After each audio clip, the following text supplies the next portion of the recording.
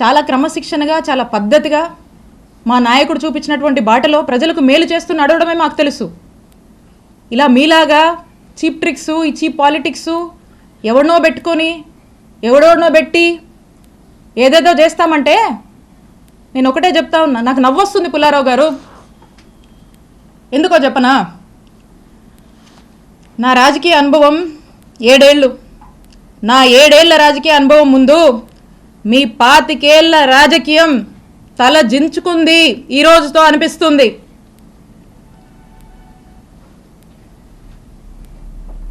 అక్రమ కేసులు కడతారా, అక్రమ కేసులు పెడతారా, భయపెట్టాలని చూస్తారా?